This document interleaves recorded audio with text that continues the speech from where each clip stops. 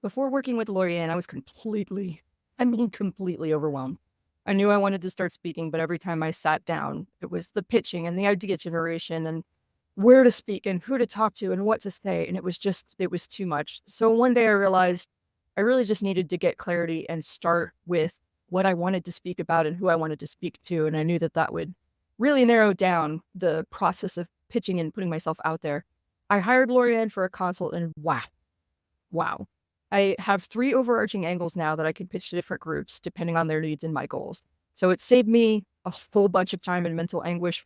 And I don't worry about coming up with hundreds of different ideas for hundreds of different organizations. It's just the three main ideas, super clear, super simple. And the best part is I felt like a total rock star who absolutely should be on stages. So if you're thinking about hiring Laurie-Ann, whether for a consult or some ongoing coaching and mentoring, what are you even waiting for? Why are you still listening to this? Just go book a call. Just do it. You'll thank me. Well, hello, in-demanders. This is Laurie-Ann, and you are listening to a Q&A call on the Be in Demand podcast, where I teach coaches, consultants, and service providers how to leverage speaking opportunities to grow their business. This is the Q&A episode where I answer one of your questions that you've submitted. More on how you can submit a question for a future episode at the end. Today's question is, I have a lot of specialized knowledge in my field, but how can I tell if event organizers would actually find my topic interesting enough to book me as a speaker? This is a great question, and one that I hear a lot of, because a lot of times what I find is that people are using their jargon, and it's not exactly the same language that your buyer, your booking agents, your meeting planners, your conference organizers are using. Here's a great example. Once upon a time, customer service was a very hot topic. It still is. But we don't call it customer service anymore. We call it customer engagement.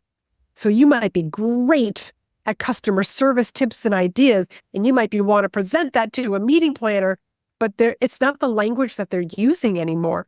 So they're just going to look at you and be like, yeah, that's so like 90s. No, we don't want that. But if you said to them, I do customer engagement. Oh, tell me more. So it's all about the language that your buyer is actually using. So you might have a ton of knowledge in your specialty. Are you wording it in a way that your buyer, the meeting planner, the people in your industry would buy it? You've got to use the same words. You've got to use the words that they are using. Let me see if I can come up with another example for you. Let's say your specialty is email marketing. Now, email marketing is an evergreen topic, just like social media. Look at all the changes that are happening right now with email. It's constantly changing, and so it's a very evergreen topic. So how could you word it in a way that is intriguing, interesting? Your meeting planner is the middle person, but their job is to put the right people in their meetings, the right speakers, the right trainers that their members are going to get a huge amount of benefit from. How can you word and share your topic so that it's the benefit of their members? Here's what I speak on so that your members will be able to share it in that form. And remember, we don't want to overwhelm a meeting planner with a ton of different topics or a ton of different speaking titles. Remember the magic and the power of three. If you haven't listened to episode 15, please go back and listen to episode 15, the power of three. And there's a reason why there's three.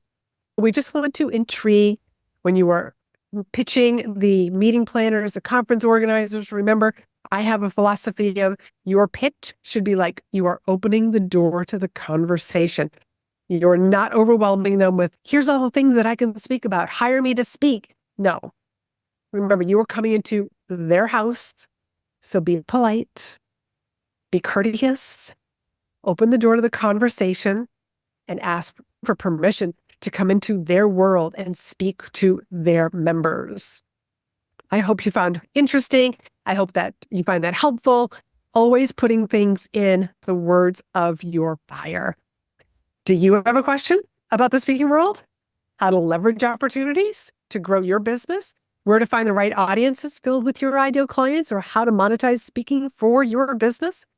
Submit your question at speakandstandout.com/contact, and you might hear your question on a future episode.